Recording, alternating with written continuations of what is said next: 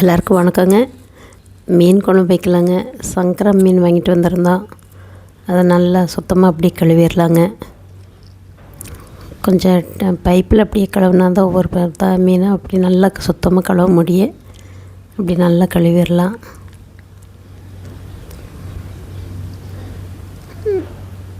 இதில் அதிகமாக முள் இருக்காதுங்க, பெரிய முள்ளாக தான் இருக்குது. இந்த தலைப்பகுதியை குழம்புக்கு வச்சுருக்கேங்க. இந்த வால் பகுதி இதை ஃப்ரை பண்ணிடலாம். சின்ன வெங்காயம் பூண்டு 2 தொளிச்சு வச்சுருக்கேங்க. அதை நல்லா சுத்தமாக கழுவிட்டு சின்ன வெங்காயம் அரிஞ்சு வச்சிடலாங்க. பூண்டு தட்டி வச்சிடலாம். ஒரு எலுமிச்சப்பழ அளவில் புளி அப்படி கழுவி ஊற வச்சிடலாங்க. இந்த ஃபிஷ் ஃப்ரைக்கு ஒரு முட்டை உடைச்சி ஊற்றிருக்கேங்க. அதில் ஒரு ½ லெமன் புழிஞ்சிடலாம்.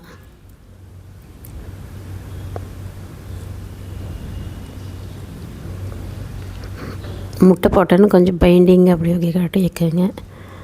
அதில் இஞ்சி பூண்டு பேஸ்ட் ஒரு 2 ஸ்பூன் போட்டுடலாம்.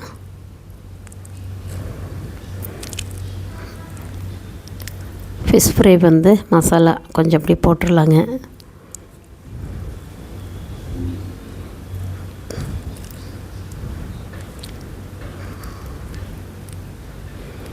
கொஞ்சம் உப்பு போடலாங்க.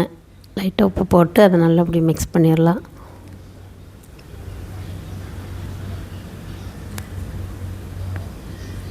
நல்லா மிக்ஸ் பண்ணிடலாங்க. அப்படியே மிக்ஸ் பண்ணி இந்த மீன் எடுத்து நல்லா அப்படியே மிக்ஸ் பண்ணி வச்சிடலாம்.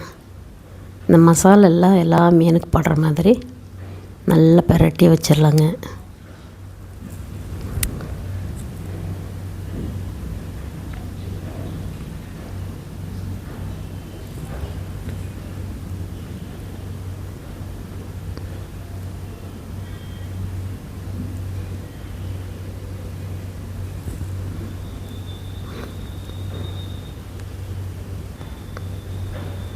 எல்லா பக்கமும் அந்த மசாலா நல்லா தடவி வச்சிடலாம். இது ஒரு 1 மணி நேரம் ஃப்ரிட்ஜில் வச்சிடலாங்க.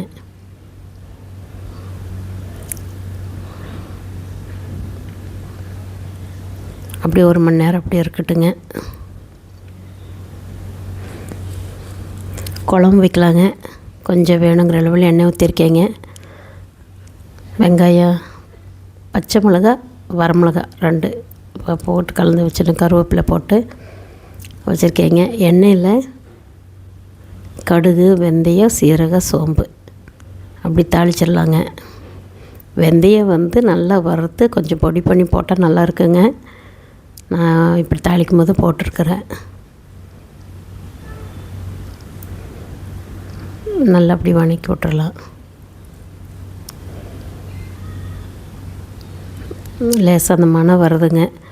இதில் வெங்காயம், பச்சை மிளகாய், காரத்துக்கு 2 பச்சை மிளகாய், 2 வரமிளகா போட்டு கருவேப்பிலை போட்டிருக்கேங்க.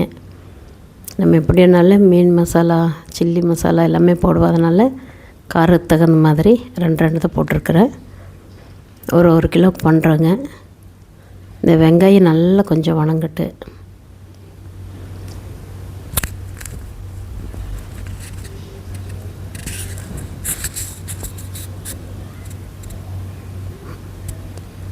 நல்லா அப்படியே ப்ரௌன் கலராக நல்லா வணங்கட்டுங்க. பாருங்கள், வெங்காயம் நல்லா வணங்கிருச்சு. அதில் இஞ்சி பூண்டு பேஸ்ட் போட்டுடலாம். வெங்காயம் கொஞ்சம் நல்லா வணங்கிட்டு இஞ்சி பூண்டு பேஸ்ட் போட்டோன்னா டேஸ்ட்டுக்கு நல்லாயிருக்கு. இஞ்சி பூண்டு பேஸ்ட் போட்டு நல்லா வணக்கிடலாங்க. புளி கரைச்சி வச்சதுனால ஒரு 3 தக்காளி போட்டிருக்கேங்க. நிறைய தக்காளி போட்டாலும் கொஞ்சம் புளிப்பாட்டாயிரு. அதனால் ஒரு 3 தக்காளி கட் பண்ணி வச்சுருக்கிறேன். அதையும் போட்டுடலாங்க.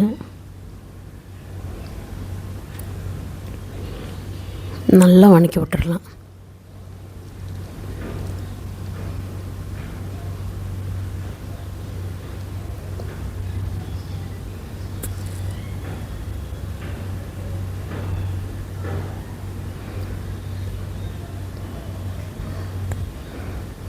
நல்லா வெங்காயம்லாம் வதங்கிருச்சுங்க. அதில் வரமிளகாத்தூள், மல்லித்தூள், மஞ்சத்தூள் போட்டிருக்கேங்க. அது கூட உப்பு போட்டு நல்லா வதக்கி விட்டுறலாங்க.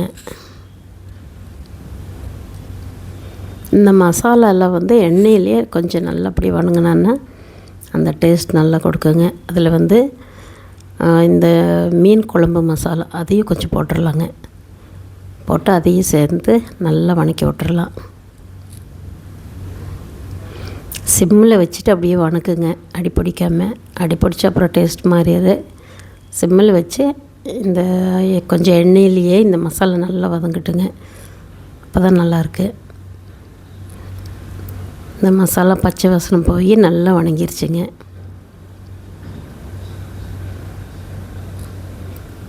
இதில் வந்து நம்ம அந்த புளி கரைச்சலை வந்து ஊற்றிடலாங்க. நல்லா வதங்கிருச்சு.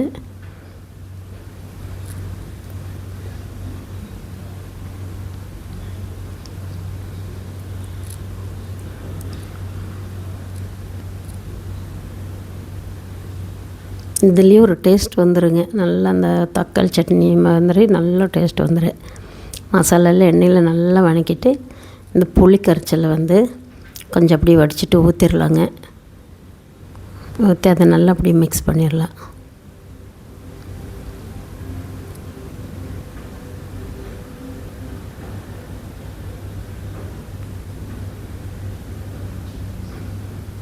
வேணுங்கிற அளவில் கொஞ்சம் தண்ணி ஊற்றலாங்க. தண்ணி நிறைய ஊற்றினாலும் அப்புறம் தண்ணியாக டயருங்க, தேங்காய் அரைச்சி ஊற்றல. அதனால் அளவான தண்ணி ஊற்றிட்டேன்னா அதுக்கு இந்த புளி கரைச்சலுக்கு கொஞ்சம் திக்னஸ் ஆயிருங்க. இந்த மசாலாவுக்கு எல்லாம் கொஞ்சம் நல்ல திக்னஸ் ஆயிடுச்சிங்க. பாருங்கள், மசாலாலாம் நல்லா வெந்து மசாலாலாம் அங்கே விட்டுருச்சு பாருங்கள், எண்ணெய் விட்டுருச்சு. இந்த சமயத்தில் நல்லா கொதித்து குழம்பு ரெடி ஆயிடுச்சிங்க. இதில் வந்து இந்த ஃபிஷ் போட்டுடலாங்க.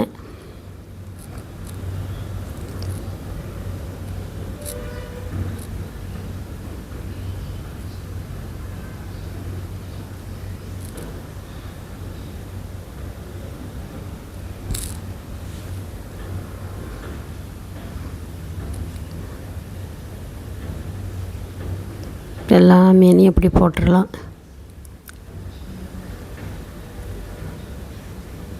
போட்டு நல்லா அப்படி கலந்து விட்டுறலாங்க. நல்லா அப்படி கலந்து டேஸ்ட் பார்த்துக்கோங்க. உப்பு உப்பெல்லாம் சரியாக பார்த்துக்கோங்க. இந்த சமயத்தில் கொத்தமல்லி தழையும் மேலே அப்படியே தூவிட்டு அப்படியே மூடி வச்சிடலாம்.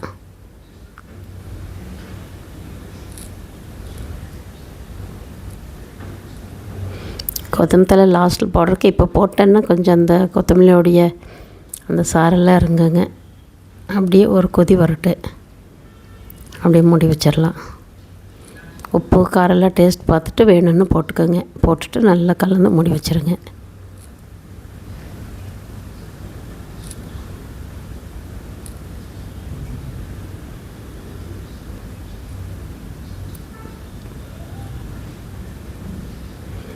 பாருங்கள், ஒரு கொதி வந்துருச்சு. நல்ல மீன் குழம்பு, நல்ல மணமாக மீன் குழம்பு ரெடிங்க. மீனெல்லாம் நல்லா வெந்துருச்சு. கிரேவியும் கொஞ்சம் திக்னஸாக கிரேவியாக இருக்குங்க. இந்த குழம்பு 2 நாள் ஆனாலும் ஒரு வாரம் நாள் கூட கிடாதுங்க ஃப்ரிட்ஜில் வச்சுட்டா. இந்த ஃபிஷ்ஷை வந்து ஃப்ரை பண்ணிடலாம். ஃப்ரிட்ஜிலேருந்து எடுத்துட்டேங்க. அது அப்படியே எண்ணெய் நல்லா சூடாக ஆன அப்புறம் சிம்மில் வச்சுருங்க. அப்போ அந்த மசாலா பிரிஞ்சு வராமல் நல்லா ஒட்டிக்கு.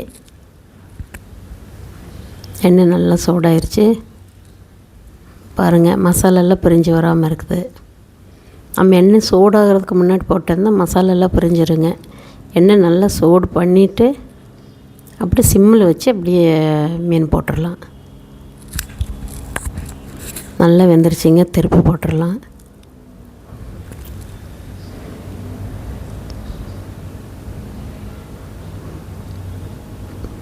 எடுத்துடலாங்க. அப்படியே வடிச்சிடலாம்.